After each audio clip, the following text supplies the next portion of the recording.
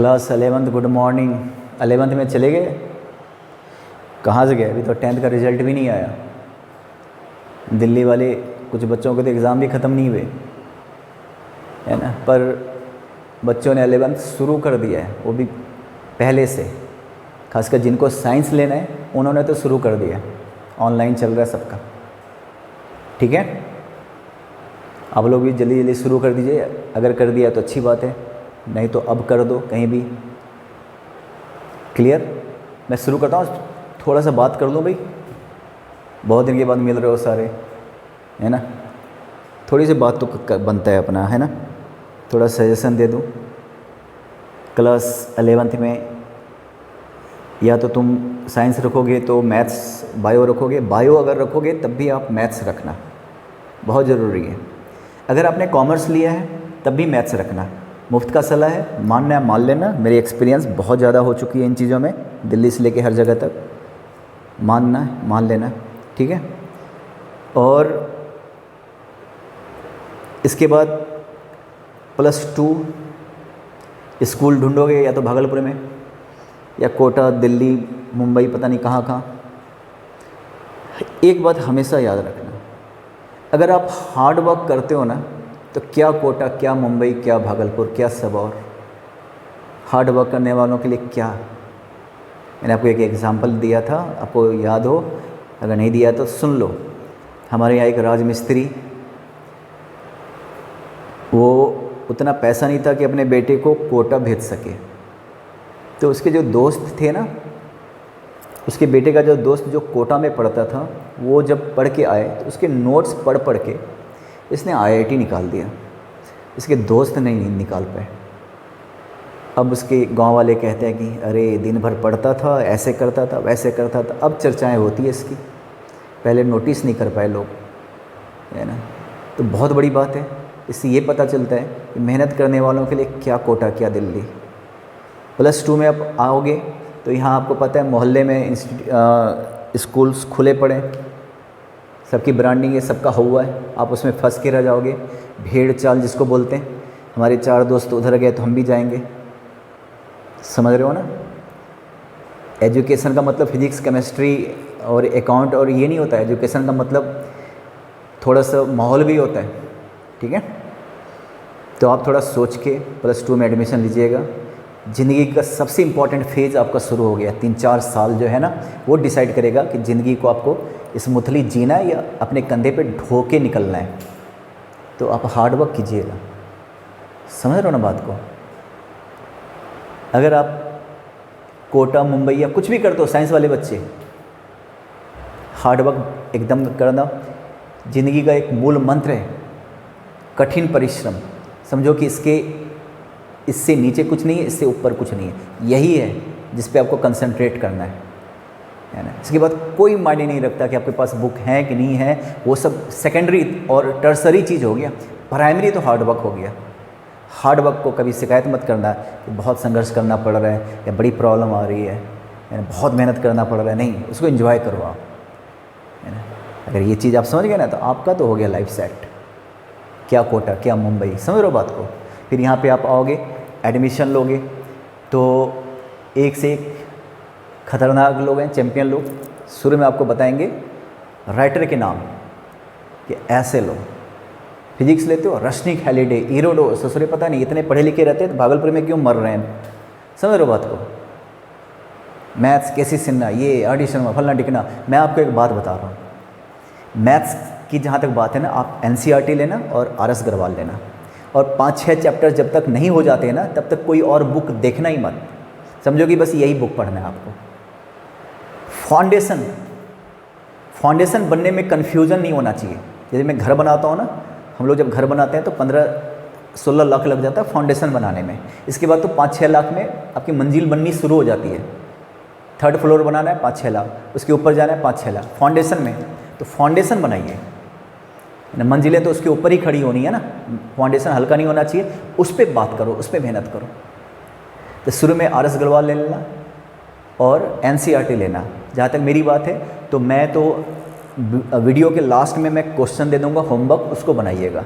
Doubts वगैरह हैं तो मेरे नंबर पे आप क्लिक करके आप भेज देना कि यहाँ पे डाउट्स हैं। ये सब करना, मेहनत करो।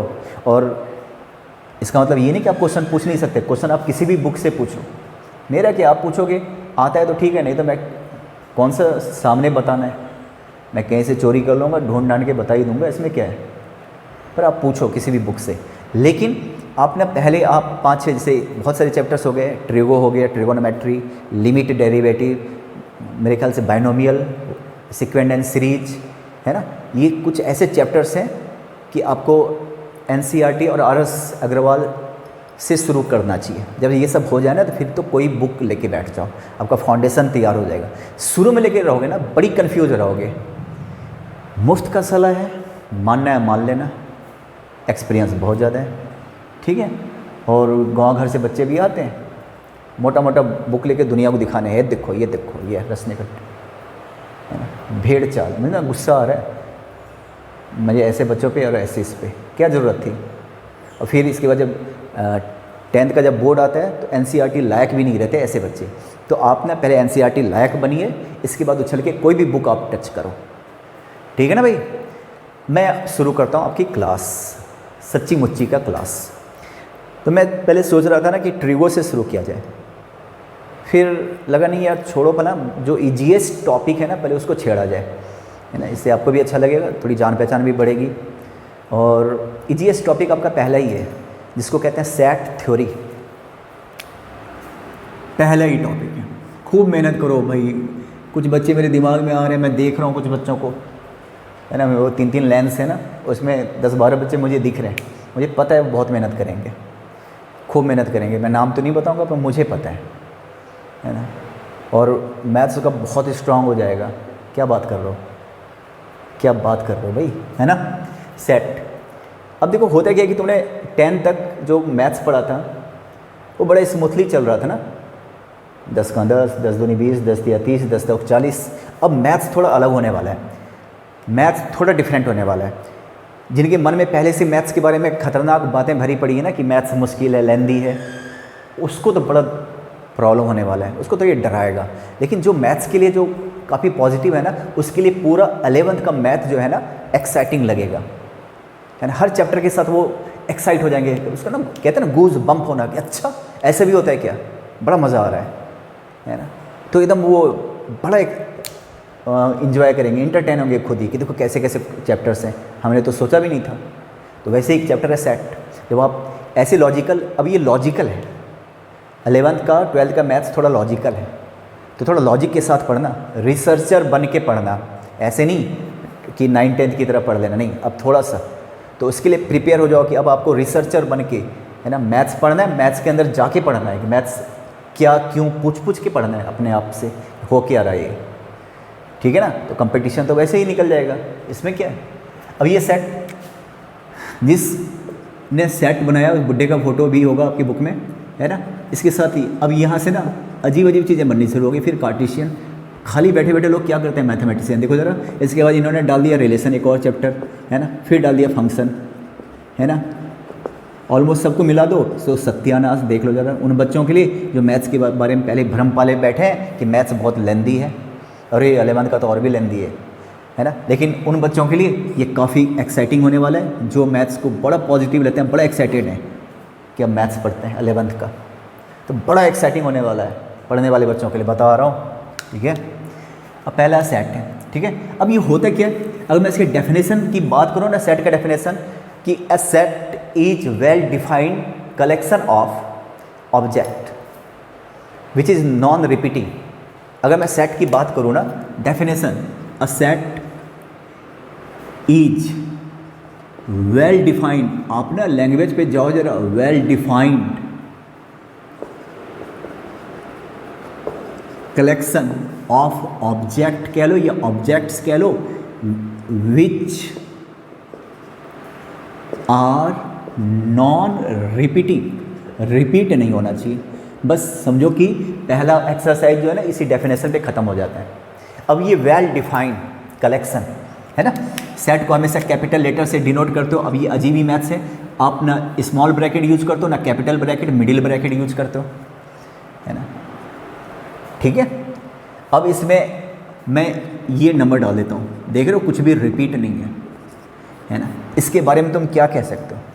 इसके बारे में हम ये कह सकते हैं कि नेचुरल नंबर, तो capital A is the set of natural number, सारे natural number, dot dot dot infinite, तो ऐसे ही कुछ सेट है। क्लियर है? अब जैसे मैं बात कर रहा हूँ ना, जैसे ये देखो, जैसे कलेक्शन है, मैं कहता हूँ कि जो कलेक्शन जो है ना, उसमें इस वर्ड में जितने लेटर है ना उसका सेट बनाओ, कलेक्शन। सी है, ओ है, एल है, सब कुछ कैपिटल यूज करना है। डबल एल, क्योंकि आपको पता है ना नॉन रिपीटिंग, रिपीट नहीं होना चाहिए। ई है ना भाई, और सी ऑलरेडी ले चुके हो, टी है नहीं, आई है नहीं, और ओ यूज हो चुका है, एन, बस ये हो गया। तो ये क्या है? ये उन लेटर का सेट्स है जो किस वर्ड में, कलेक्शन में है। यहाँ पे कुछ भी रिपीट नहीं हुआ, देख रहे हो? तो ये, तो इस तरीके से सेट है, इसी पे पूरा मैथमेटिक्स है। ठीक है, अब जरा देखो, पहला ही क्वेश्चन क्या है, आपको दे देगा, मैं भी वीडियो के लास्ट में दूंगा। आज वीडियो छोटा बनाऊंगा, ज़्यादा कंसेप्ट यहाँ पे बताने वाला नहीं हूँ आज। आपसे पूछेगा कि फलाना सेट है कि नहीं, या मैं कहता हूँ सेट बनाओ। मैं कहता हूँ कि ज़रा ध्यान से ज़रा देखो कि आपके क्लास के ऐसे बच्चों के सेट बनाओ जिसके 9th क्लास में 80 या उससे ज़्यादा मार्क्स थे। तुम बना सकते हो? बना सकते हो, क्योंकि अगर मार्क्स थे ना तो उसके पास मार्कशीट भी रहा होगा। तो ये देखो, वेल डिफाइंड, तो बन सकता है, सेट है। अगर मैं आपसे बोलूँ ना, अपने क्लास के ऐसे बच्चों का सेट बनाओ जो बड़े काबिल थे। अब बताओ ये काबिल का डेफिनेशन क्या है ना? ऐसे बच्चों का सेट बनाओ जो निठल्ले थे, है ना। तुम जिसका नाम डालोगे वो तुम्हारा नाम डालेगा, है ना। सबके अपना अपना है, निठल्ला। तो बन सकता है क्या? वेल डिफाइन है। निठल्ला क्या है? इसको ये मेजरेबल है क्या? डिफाइन नहीं है, ख़त्म करो।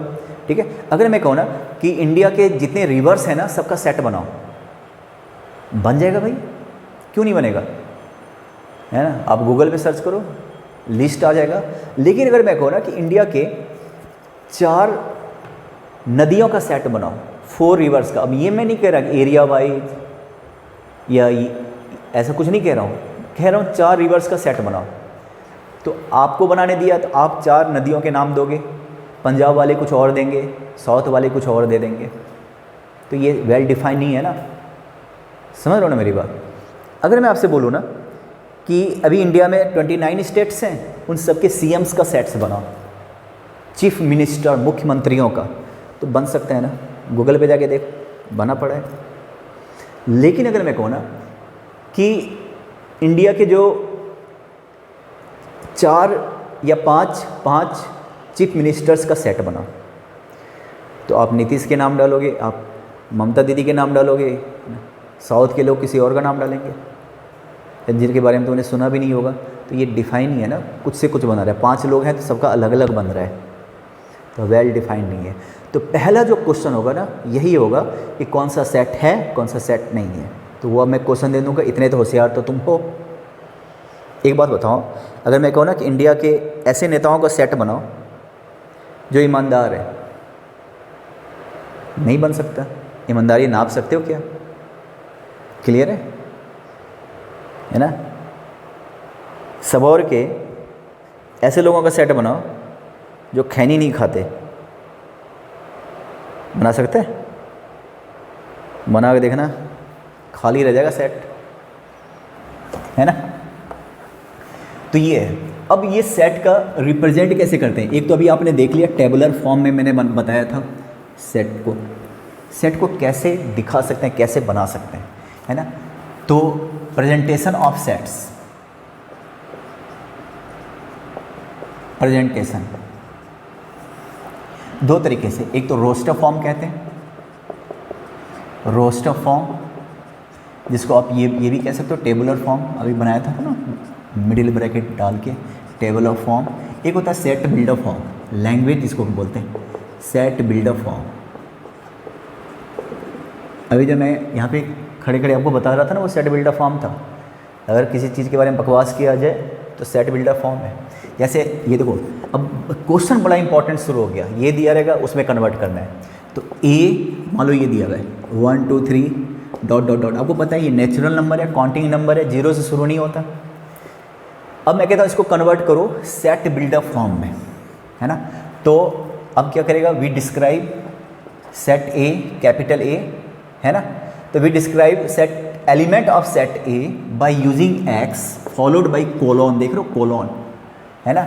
And after using this sign write whatever you want to write, जो आपको सेट के बारे में कहना है सब लिखो। क्या कहना है कि x equal to N, N किसके लिए यूज होता है, नेचुरल नंबर के लिए। अब मैं बता रहा हूँ एन किसके लिए यूज होता है भाई, नेचुरल नंबर के लिए। यहाँ पे ये बना हुआ है, यही यूज़ करना है। आर किसके लिए यूज होता है, रियल नंबर के लिए। रियल नंबर में आपको पता है ना सारे आते हैं। अब 9th का मैंने वीडियो बनाया, उसमें नंबर सिस्टम में पहला देख लेना, पहला वाला पार्ट सब समझ में आ जाएगा। रियल नंबर ये प्लस भी हो सकता है, माइनस भी हो सकता है, नेगेटिव, पॉजिटिव। क्यू, क्यू किसके लिए यूज होता है, रैशनल नंबर, रैशनल नंबर, है ना, ठीक है ना। ये भी प्लस माइनस कुछ भी हो सकता है। जेड किसके लिए यूज होता है, इंटीजर, आपको पता है ना, 0 प्लस माइनस 1 प्लस माइनस 2 तो प्लस माइनस, ठीक है ना। ये सारा चीज़, और कुछ रह गया क्या, मुझे तो बस यही दिख रहा, हो गया। सी एक यूज होता है कम्प्लेक्स नंबर के लिए, वो बाद में देखेंगे, अभी फ़िलहाल यूज़ होना नहीं है। कम्प्लेक्स नंबर ऐसा नंबर जो सपने में दिखाई देगा, रियल से कोई लेना देना नहीं है। कुछ और छूटा तो नहीं, आएगा तो देख लिया जाएगा, मुझे तो हो गया। सारे नंबर रियल नंबर के पार्ट हैं। क्यू रियल नंबर में आता है, रैशनल नंबर, रैशनल नंबर में बाकी सब आते हैं। जेड में समझ रहे हो ना बात को, ये सारा whole number, W whole number आता जाएगा, बताता जाऊंगा। फिलहाल तो इसको मैंने ऐसे कन्वर्ट कर लिया, तुम समझ गए। देखो जरा, अब जैसे मान लो मैंने ऐसे लिया A equal to 10 11 12 dot dot dot 100, तो क्या ये, इसको क्या लिखने वाले हो, ए, ये देखो X, this is colon, and after using colon X equal to what, natural number, सारे नेचुरल नंबर है ना, नेचुरल नंबर। एंड यहाँ पे आपको मेंशन करना पड़ेगा 10 टू कहाँ तक, 100, क्योंकि नेचुरल नंबर में तो और भी चीज़ होता है ना, पर ये 10 से शुरू है, जिसमें 10 भी इंक्लूड है और 100 भी इंक्लूड है। ये तो ये हो गया रोस्टर फॉर्म। उसको किस में कन्वर्ट कर रहे हो, सेट बिल्डर फॉर्म। यहाँ से आपका इंपॉर्टेंट क्वेश्चन शुरू हो गया, देख लो। अब मैं आपने दिमाग लगाना जरा, यहाँ देखो, अगर मैं ये दूँ 1 4 9 16, पता हो तो इसको कैसे करना है। मैं एक बात बताऊं, जब आप वीडियो देखो ना तो कॉपी और पेन लेके बैठो। अगर मैं ऐसी बातें बोल दूँ ना कि बताओ तो क्या होता है, तो आप वीडियो को पॉज करके आप खुद ही बनाइए। आप क्लास ले रहे हैं, ठीक है ना, क्लास ले रहे हैं, आप कोई मूवी नहीं देख रहे हैं। अब मैं भी ऐसा नहीं कि मैं उछल उछल के बड़ा ये करूँ, ब्रांडिंग करूँ, हाँ नहीं देखो ऐसे, हाँ भाई साहब ये ऐसे वैसे। आप प्रॉपर क्लास लेना चाह रहे हो ना, तो आप समझ जाओ। अब मैंने आपको बोला कि इसको वीडियो को रोक के इसको बनाओ, तो क्या कहना चाहते हो। मैं तो रोक नहीं सकता, लेकिन आप बनाने की कोशिश करना, खुद ही बताना, बहुत बढ़िया रहेगा आपके लिए। तो एक्स सेट बिल्डर फॉर्म, इसके बारे में क्या जानते हो, ये परफेक्ट स्क्वायर है, तो इसको मैं ऐसे लिख देता हूँ, X equal to N square, और यहाँ पे एन जो यूज किया है 1 और 4 ना, ये देखो तो एन स्क्वायर है ना। अच्छा, एन के बारे में बताना भूल गया, देख रहे हो, N belongs to natural number, and N कहाँ से कहाँ तक, 1 से 4 तक। आप देखिए जरा, एन को 1 रख दिया तो 1 का स्क्वायर, 2 का स्क्वायर, 3 का स्क्वायर, 4 का स्क्वायर, है कि नहीं। अब जरा एक बात बताओ, अगर मैंने ऐसे यहाँ पे ऐसा कुछ रखा, देखो इसके बारे में क्या कहना है, इसको रोको, बनाओ, सोचो।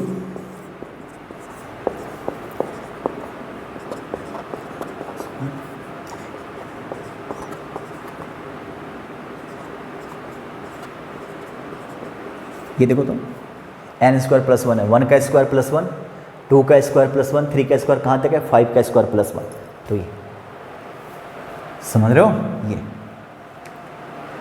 तो इस तरीके से रोस्टर फॉर्म आप किस में कन्वर्ट कर रहे हो, सेट बिल्डर फॉर्म।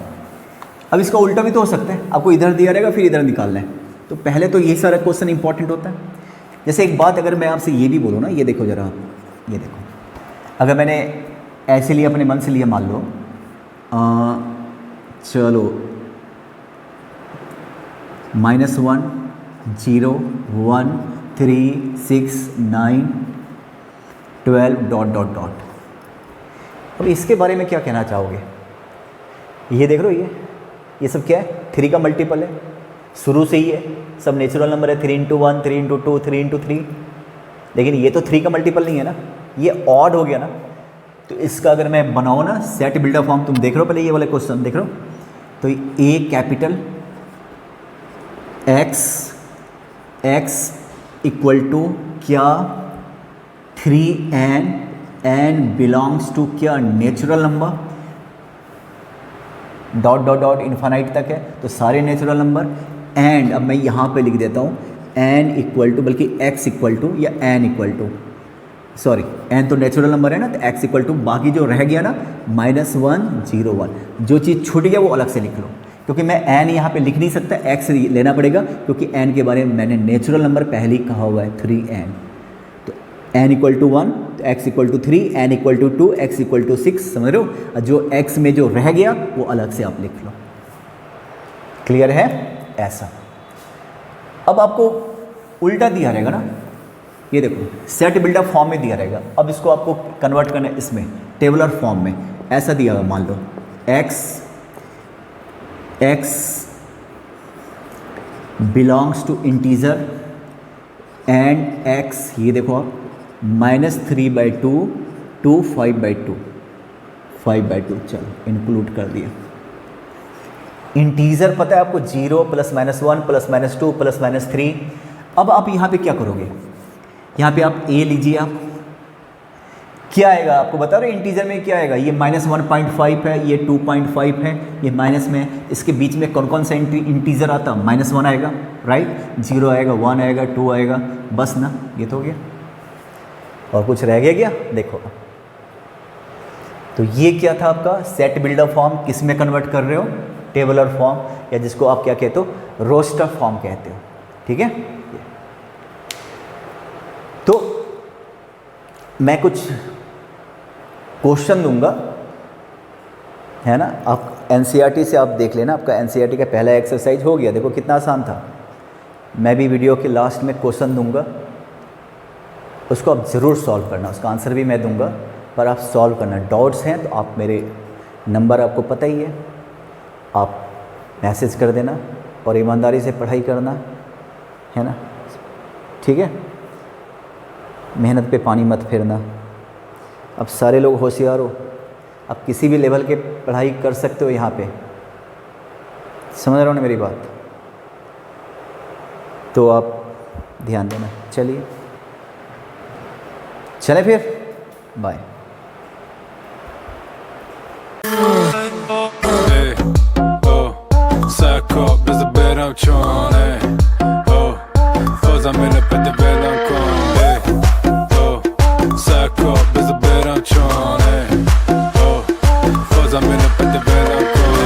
مسلي بس مسلي مسلي مسلي